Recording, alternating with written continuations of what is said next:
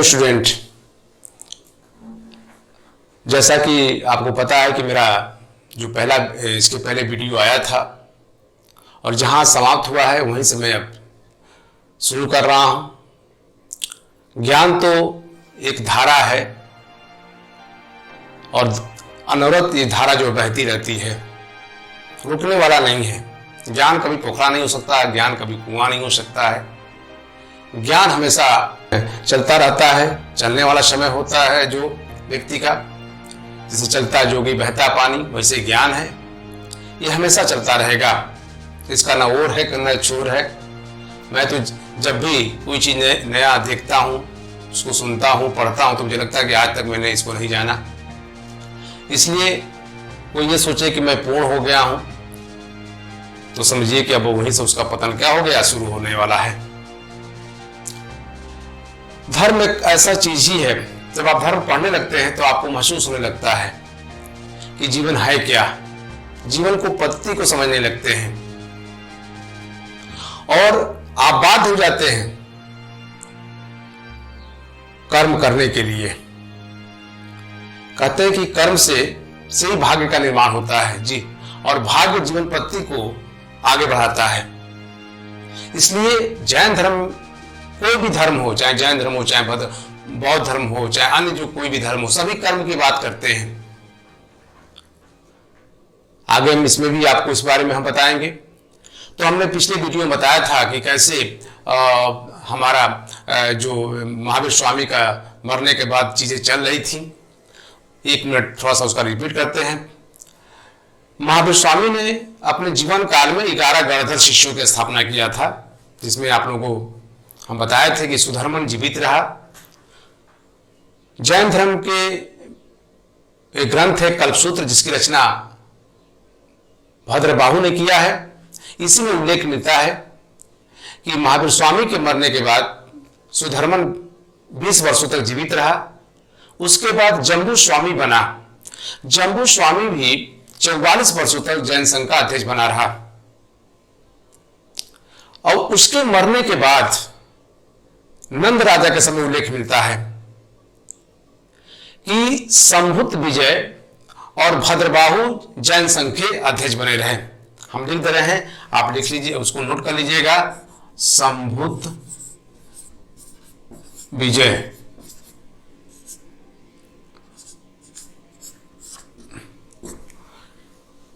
भद्रबाहु ये लोग जैन संघ के अध्यक्ष बने रहे। आपको ये भी बता दें कि संभुत विजय की जब मृत्यु हो गई, इनका एक शिष्य था अस्थूल भद्र।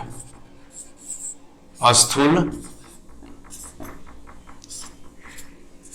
ये इनका शिष्य बना।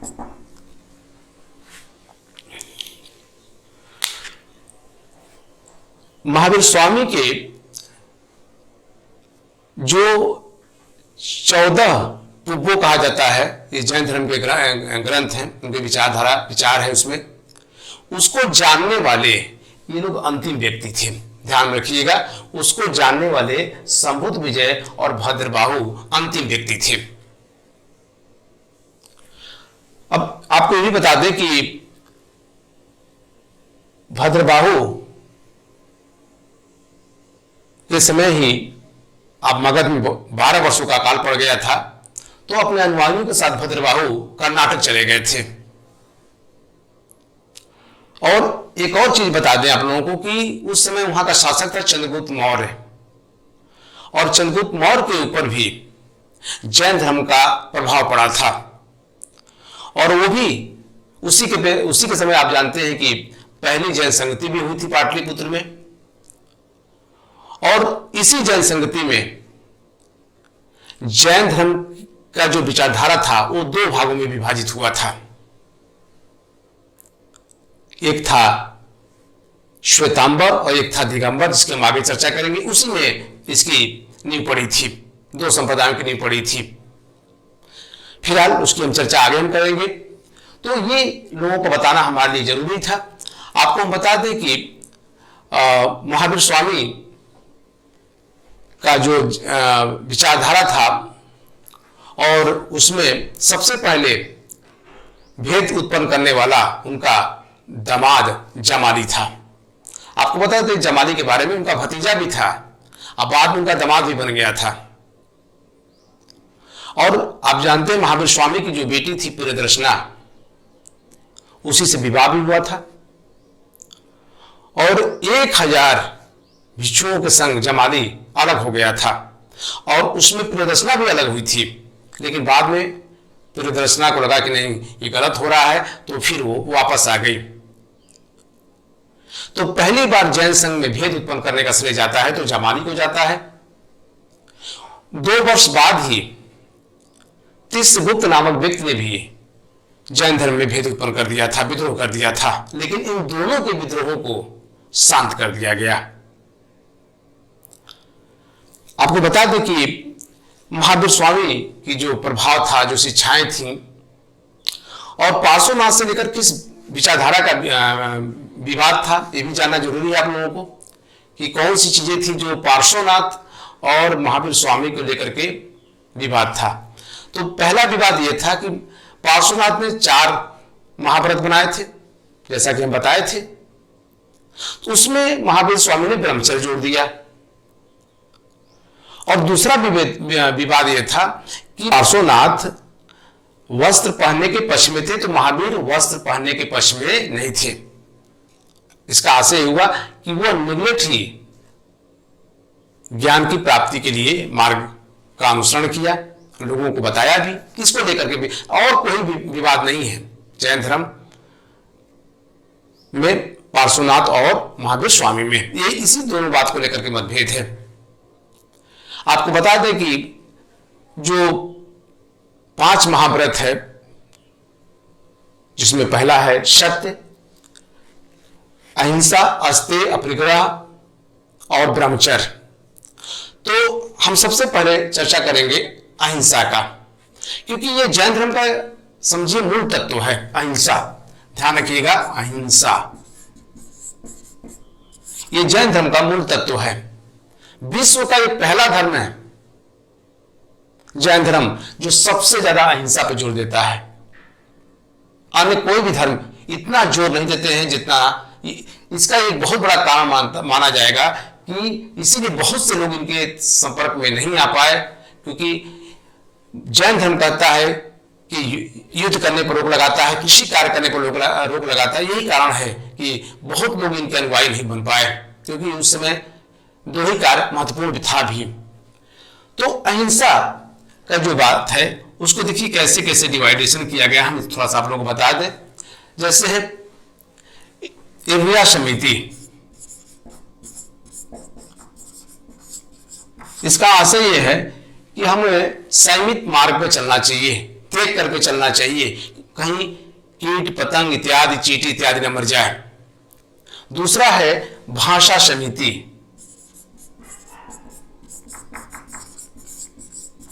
हमें सोच समझ करके बोलना चाहिए, मजाक में भी झूठ नहीं बोलना चाहिए, किसी को वाणी द्वारा कष्ट नहीं पहुंचाना चाहिए, ये भी हमारा होना चाहिए। भाषा सोच समझ के बोलना चाहिए, इस पर इसने जोर दिया। ये भी एक हिंसा है, हमने कहा ना, अहिंसा पर इसने बहुत ज्यादा जोर दिया जैन धर्म। दूसरा है ऐषणा समिति,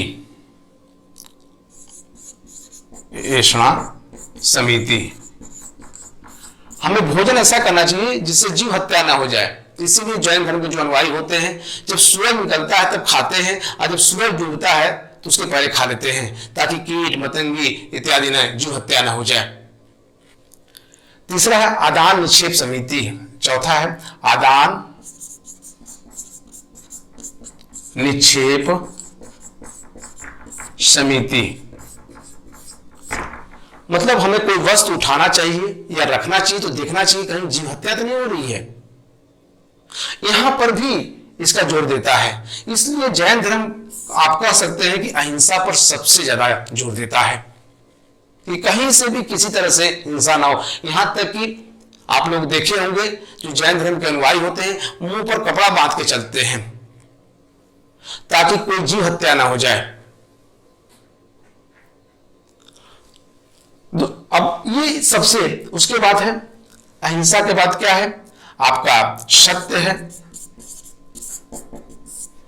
हमें लोभ हो जाए, डर के मारे, भय के मारे या मजाक में भी झूठ नहीं बोलना चाहिए, इस पर ही जोर देता है।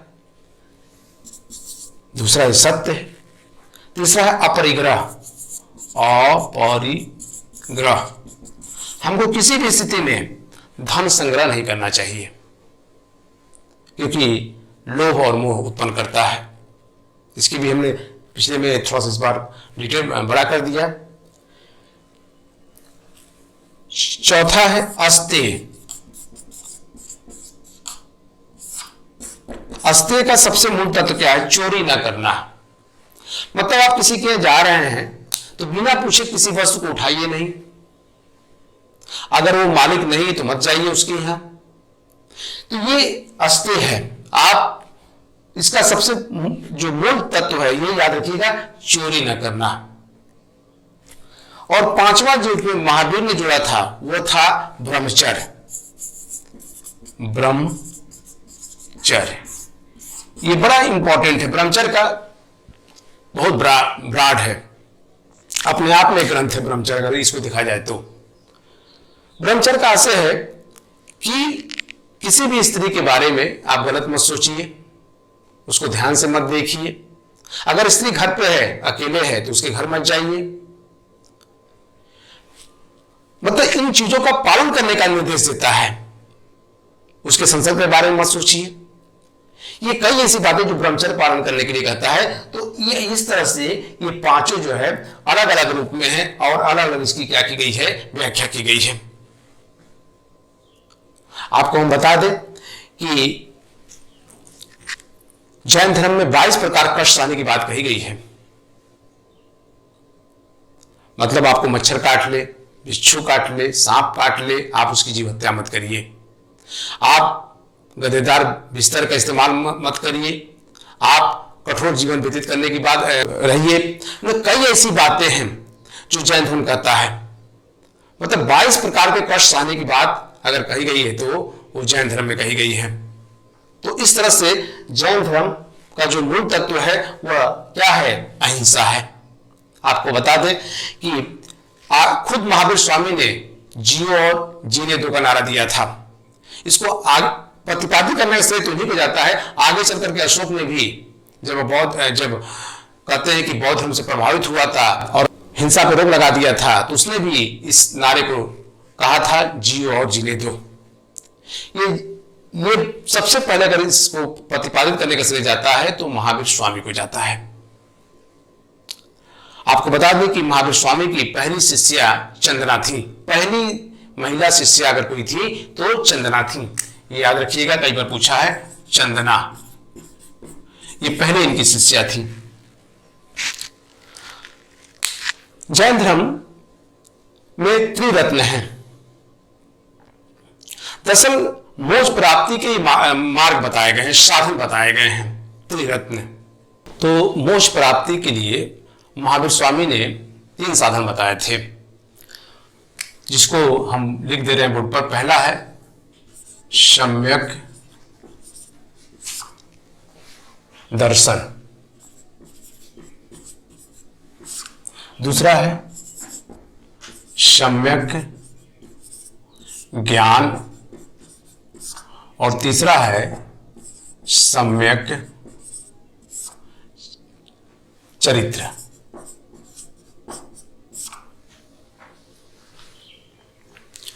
अब देखिए, सम्यक दर्शन के भी 8 भाग हैं। इसमें 8 बातें हैं, ये ध्यान रखने की जरूरत है।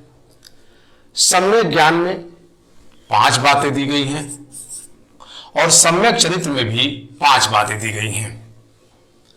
आपको बता दें कि इसी में भिक्षुओं के लिए और गृहस्थ आश्रम के लिए भी 5-5 बातें दी गई हैं। ये आप लोगों को ध्यान देने की जरूरत है कि भिक्षुओं के लिए 5 बातें दी गई हैं और गृहस्थ आश्रम में रहने वाले व्यक्तियों को, चाहे महिला हो चाहे पुरुष हो, उनके लिए भी 5 बातें दी गई है, इसी को अणुव्रत कहते हैं। तो ये सम्यक इन्हीं को आगे चल करके त्रिरत्न कहा गया जैन धर्म में। और इसी मार्ग पर चल करके महावीर कहते हैं कि हम मोक्ष की प्राप्ति कर सकते हैं। अब इसी के अनुसरण करने पर आपको बता दें कि त्रिरत्नों का अनुसरण करने से ही कर्मों का जीव की ओर बहाव रुक जाता है, जिसे संवर कहते हैं। ये याद करने वाली चीज है, जिसे हम क्या कहते हैं, संवर कहते हैं। और दूसरा क्या है, इसके बाद पहले से जीव में व्याप्त कर्म समाप्त होने लगते हैं। इस अवस्था को निर्जरा कहते हैं। ये आप लोगों को दोनों चीजें, संवर क्या है और निर्जरा क्या है। तो जब जीव में व्याप्त कर्म समाप्त होने लगे, खत्म होने लगे, तो उसे हम निर्जरा कहते हैं, समाप्त होने लगे। और जब रुक जाता है तो उसे हम संवर कहते हैं। ये दोनों चीजें आपको दिमाग में लेकर चलनी है कि मोक्ष प्राप्ति के हमने बता दिया कि 3 साधन है। यही आगे चल करके जैन धर्म के 3 रत्न कहे जाते हैं, सम्यक ज्ञान, सम्यक दर्शन, सम्यक चरित्र। चरित्र को हम आचरण भी कर सकते हैं, चरित्र या आचरण, ये महत्वपूर्ण होता है। तो इसी को अनुसरण करते हुए बातें लिखी गई हैं। और आगे चल करके आपको बता दें कि जैसा कि अभी हम बता रहे थे कि जैन धर्म का जो मुख्य ज्ञान है, जो मुख्य बातें जो है उसमें है, वो आगे हम बताएंगे कि स्यादवाद क्या है, अनेकांतवाद क्या है। ये आधार है, जैन धर्म का आधार सीधा है। और आगे हम बताएंगे कि जैन धर्म का जो विभाजन हुआ, किस संगति में विभाजन हुआ, और जो दोनों संप्रदाय उदय हुए, जो एक था आपका श्वेतांबर और दूसरा दिगंबर में, उनमें क्या डिफरेंट था, क्या चीजें थी, और कहां पर किन किन ग्रंथों की रचना हुई। जैसे हमने बताया था कि गौतम बुद्ध जो बौद्ध धर्म था उसमें कुल वैसे तो महत्वपूर्ण 4 संगतियां थी, 5वीं मानी जाती है, लेकिन जैन धर्म में 2 ही संगतियां मिलती हैं। एक मिलती है पाटलिपुत्र में, और जो कि मगध क्षेत्र की राजधानी थी, और दूसरी मिलती है 512 ईस्वी में वल्लभी, गुजरात में, जिसकी हम चर्चा अगले वीडियो में करेंगे। ये ध्यान में रखिए कि हमारा जब वीडियो आपके पास पहुंचे तो उसको आप सब्सक्राइब करिए। जो नए लोग हैं वो जो है लाइक करें और सब्सक्राइब करेंगे। उसका कारण है कि सब्सक्राइब एक बार आप कर लेंगे तो आपके पास मेरा वीडियो स्वतः पहुंच जाएगा। जैसे ही हम वीडियो डालेंगे आपके पास पहुंच जाएगा। और हमारा क्रम वाइज वीडियो चल रहा है, एक क्रम खत्म हुआ दूसरा चलने लगेगा, जो भी चीजें चलेगी क्रम चीज चलेगी। इसलिए हम धर्म बता रहे हैं, तो हम धर्म में हम बौद्ध धर्म बताए, जैन धर्म बता रहे हैं, हम फिर शैव भी बताएंगे, फिर वैष्णव धर्म भी बताएंगे, क्योंकि ये इससे जुड़ा हुआ है, ताकि धर्म का जो पोर्शन है कहीं आपको अलग से जाना ना पड़े, कहीं पढ़ना ना पड़े। हम ज़्यादा होगा उनमें अभी हम आगे चर्चा भी कराएंगे, क्वेश्चन बैंक का भी चर्चा कराएंगे, इस पर ज़्यादा चर्चा कराएंगे क्वेश्चन बैंकों में कैसे कैसे क्वेश्चन आते हैं। इसलिए हमारे साथ आप बने रहिए, और आपको मैं विश्वास दिलाता हूँ कि अधिक से अधिक फैक्ट भी आपको देंगे। पहले लेक्चर हमारा सुनते रहिए, लेक्चर सुनने के बाद हम फिर फैक्ट पर चर्चा करेंगे, हम क्वेश्चन बैंक पर चर्चा करेंगे, ताकि कहीं भी आपको भटकना न पड़े। धन्यवाद।